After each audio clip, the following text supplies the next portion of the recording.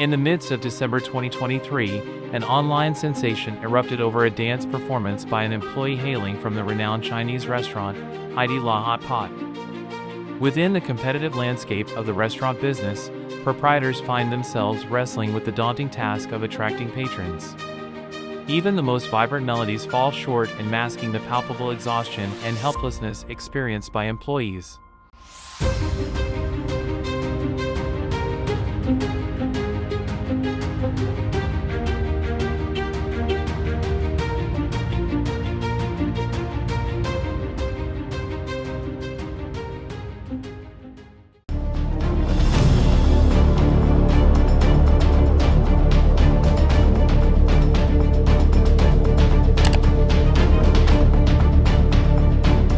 In the midst of December 2023, an online sensation erupted over a dance performance by an employee hailing from the renowned Chinese restaurant, Halted Hot Pot. This video, featuring the dancer clad in the restaurant's uniform, showcased a routine devoid of expression and customer engagement, sparking debates across Chinese online platforms. The dance style, originally from Ganji province in southwest China, had become synonymous with the restaurant chain. However, public sentiment towards the dancer's performance leaned more towards a puzzling sense of melancholy than the intended cheerfulness. This viral incident came to symbolize the broader challenges faced by China's contemporary restaurant industry. Within the competitive landscape of the restaurant business, proprietors find themselves wrestling with the daunting task of attracting patrons. Even the most vibrant melodies fall short in masking the palpable exhaustion and helplessness experienced by employees. As we navigate through the year 2023, the survival of China's restaurants appears precarious.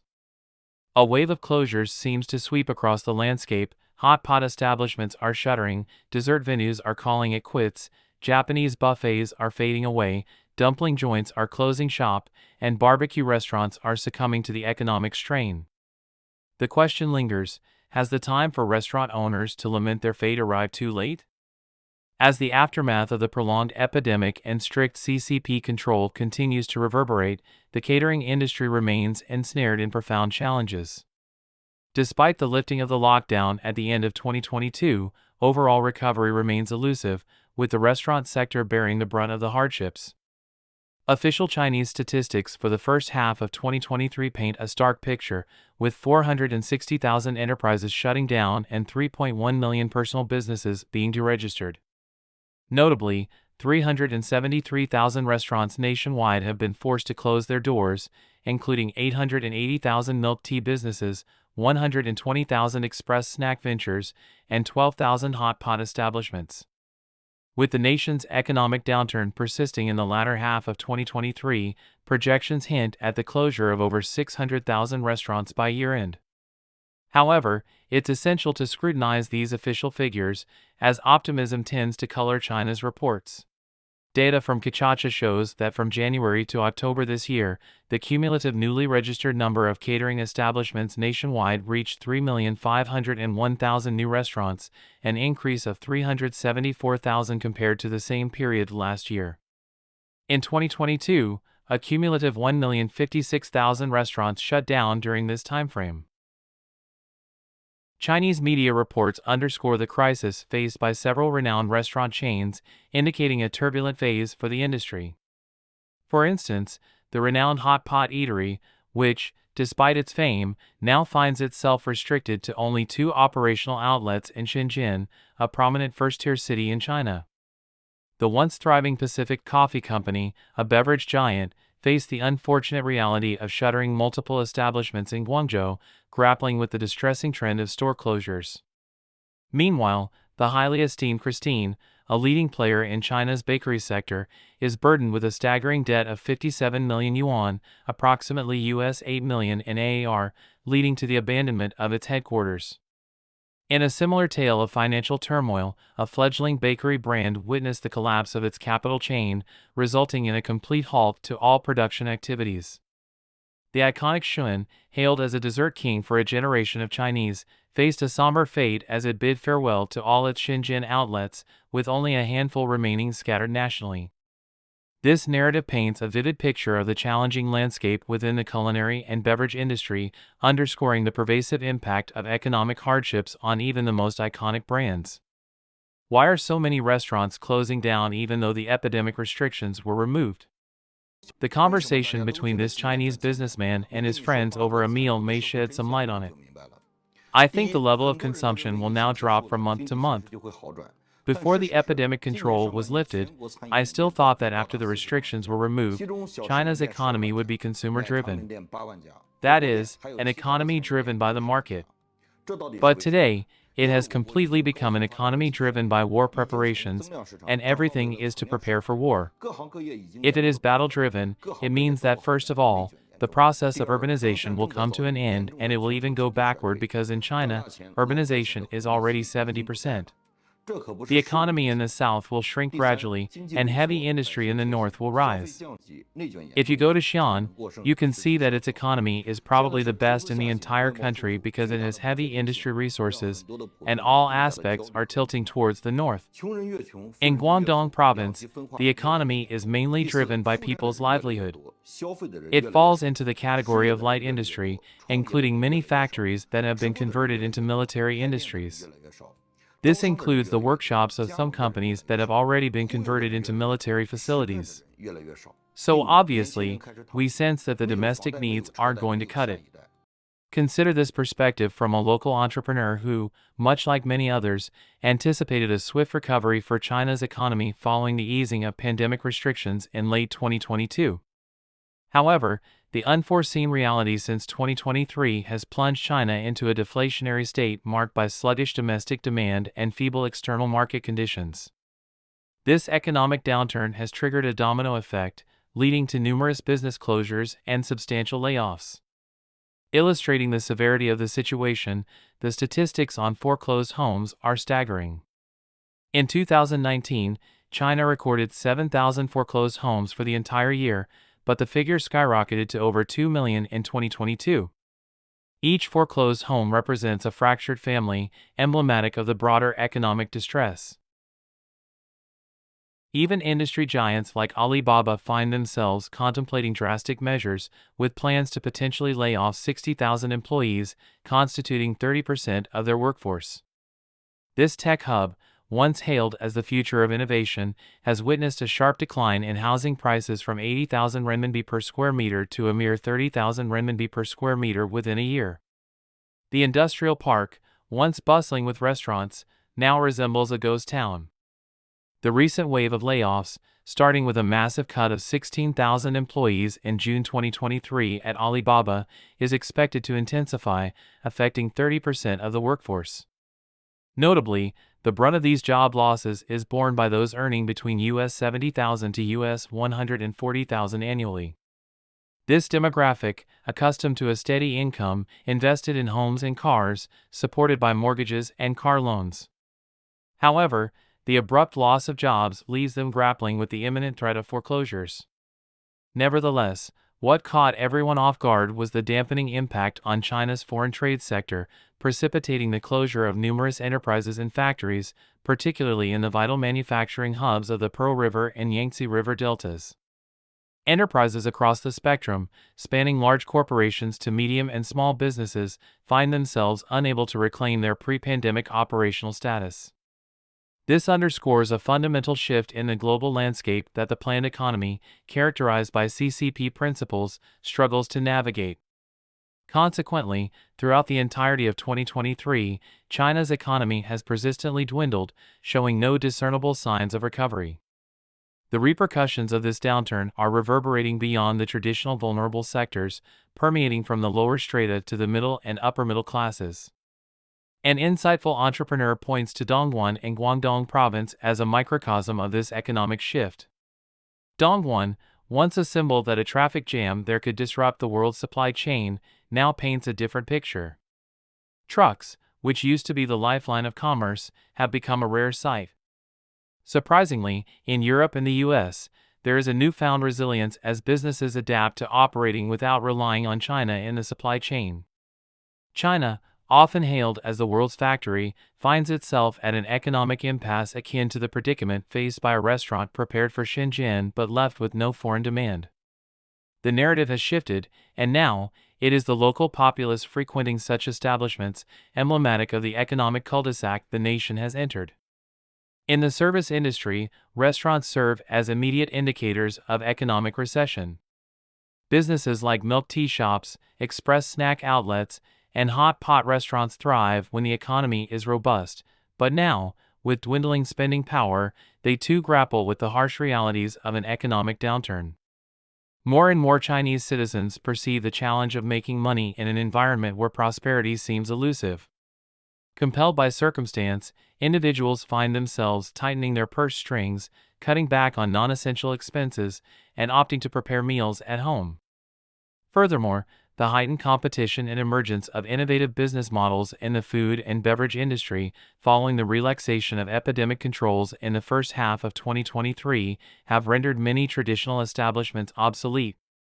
Adding to the complexity, a significant portion of China's population faces unemployment, pushing some to explore alternative means of livelihood, such as operating mobile street booths.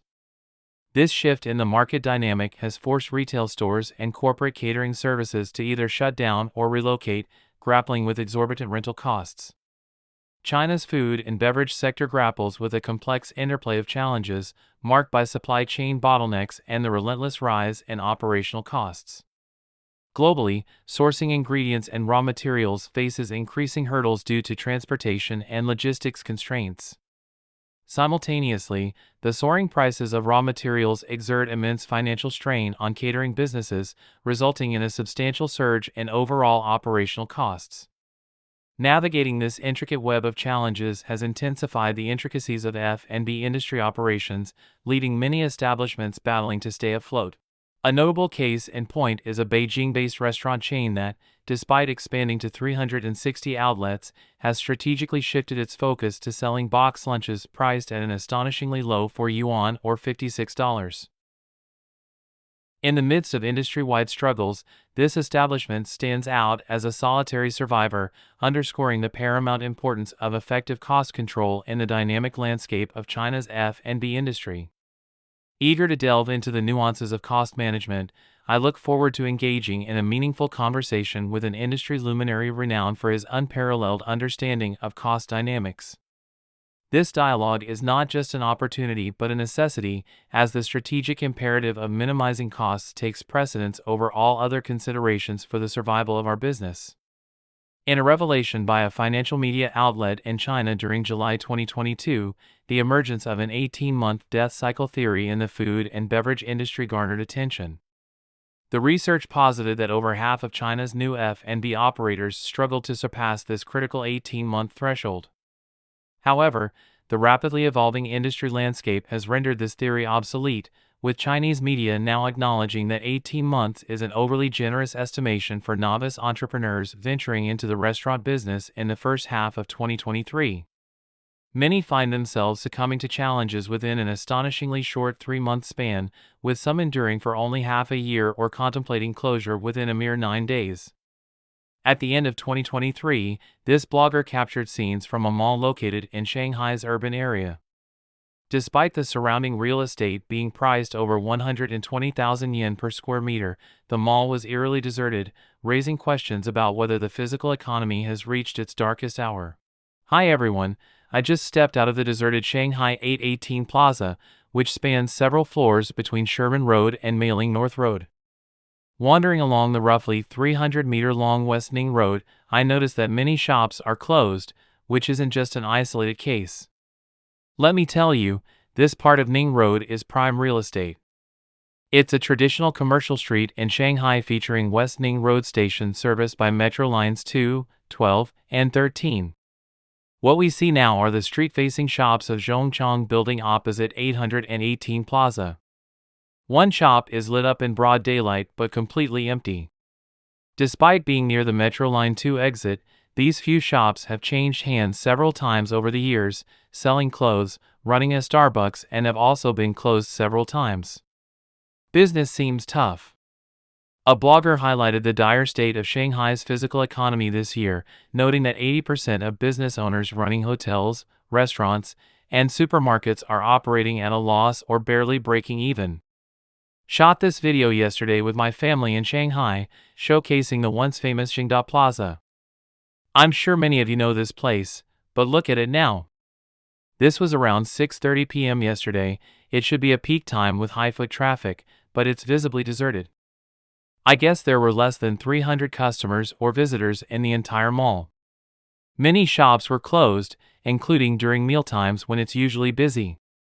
The tangible consequences of post-pandemic wage reductions and mass layoffs have affected Shanghai workers in a variety of sectors.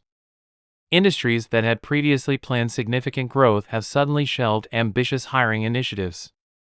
Not only have real estate and car prices dropped significantly over the past year, but there have also been more abandoned office spaces and a rise in the closing of corner stores.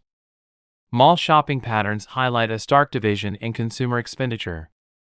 While wealthy people keep shopping in spite of price hikes, others have changed their spending patterns. Social media bloggers have showcased the dismal state of Shanghai's physical stores. Shanghai is getting weirder, malls are eerily quiet. I went to a nearby discount store, and it was so crowded you couldn't move. Brands were heavily discounted, and people were buying in bulk as if it were free. It's pretty absurd. Today, we are at the Greenland Center in Pudong. As soon as we entered, we saw a juice shop, probably the busiest in the mall. Walking around the ground floor, there's a clothing store. Most other shops are closed, and it's pretty deserted upstairs. It used to be filled with training institutions. The flower dance school was open last month but has since closed. The flower shop has been hanging on, but I've never seen anyone buying there. A bit further, there's still an institution teaching calligraphy and art, barely hanging on. The mall is empty, especially surprising for a weekend when it should be bustling. Shanghai's economic downturn is becoming more and more obvious, which is bad news for upcoming projects. The subject of great debate within Chinese business circles is the alleged shelving of Shanghai's ambitious Golden Central Development Belt project, which was originally projected to require an astounding 624 billion yen in investment. Initiated in July 2020 with the support of Chinese Premier Li Qiang when he was the mayor of Shanghai, analysts suggest that the project's suspension reflects general doubts about China's economic future, financial limitations on the government, and a significant decrease in infrastructure projects. Shanghai's housing market, grappling with high vacancy rates and the exodus of foreigners and residents, faces further challenges. Mr. Sheng, a real estate company manager in Pudong New Area, observes government restrictions on developers, hindering small-scale land development. Real estate prices in third- and fourth-tier cities plummet by 50%, raising doubts about sales. Despite pockets of wealth in first-tier cities, the real estate market witnessed a decline in home purchases last year. Analyst Han Kunin notes that Shanghai's economic woes intensified due to the nationwide real estate downturn and foreign capital flight. The previous expectation of a prosperous future tied to robust real estate returns diminishes. Shanghai's market, once growing with constant borrowing, now halts flashy projects, signaling Beijing's awareness of potential incomplete projects. Reports highlight a recent alarming decline in Shanghai's real estate market. Reluctance to examine transaction costs grows, and investors from 2021 see their down payments vanish. Even buyers from 2019 to 2020 worry as house values regress to 2019 levels. Remarkably, those who bought houses a decade ago feel the impact on their investments. Shanghai's auto industry faces a significant price drop and a fierce pricing war in December. Sales of Volkswagen models decreased by 5,000 to 10,000 units, especially impacting gasoline-powered vehicles. The used car market in Shanghai is puzzling, with even affordable small cars struggling to find buyers, prompting the need for price reductions. In addition, Shanghai grapples not only with challenges in the business sector but also corporate difficulties. According to CERS International's Q3 report, Shanghai's office building vacancy rate has surged to 19%, expected to reach 21.6% by year-end, accompanied by a 4.4% drop in average rent. Similar trends are observed in third-tier cities. Foreign financial institutions are downsizing or closing their Shanghai operations, including prominent names like the Netherlands Bank, Citi Private Banking, the Norwegian Sovereign Wealth Fund, Morgan Stanley, BlackRock, Moody's, and Vanguard Bank. This exodus contributes to a substantial increase in office building vacancy rates, significantly impacting Shanghai's economy. The first half of 2023 saw a low insurance enrollment of 15.28 million in Shanghai, primarily due to high unemployment rates and financial constraints. The ongoing unemployment crisis remains a significant challenge for many in Shanghai. This year has been tough in Shanghai. I've been laid off too. My boss called me at noon, saying they're dissolving our entire department. I'm unemployed now and receive a severance of 1.3 months salary for my 2 years and 1 month at the company, totaling 36,000 yuan. After finishing the handover this afternoon, I can leave early.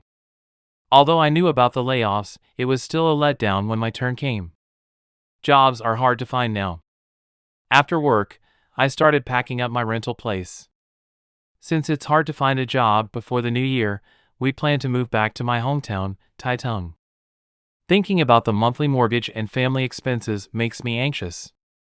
Now, my family only has my husband's part-time income of 5,000 a month. I hope to find a job in Taitung before the new year.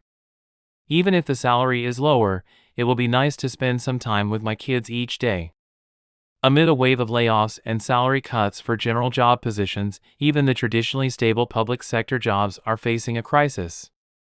People working in state-owned enterprises have indicated that even Shanghai civil servants are set to face salary reductions, signaling worsening economic conditions. Shanghai, once one of China's wealthiest cities, is gradually losing its economic vitality. Previously the economic center of China and the largest hub for foreign investment, it attracted numerous international corporations, including Tesla, Disney, and L'Oreal. However, the 2 months lockdown in 2022 has changed everything. President Xi's visit to Shanghai came at a time when foreign investment is declining and investor confidence in the Chinese economy is weakening. The exodus of foreign capital is due not only to strict pandemic control measures but also to the CCP's years-long regulatory crackdown in various sectors, from technology to real estate, leaving foreign investors without hope.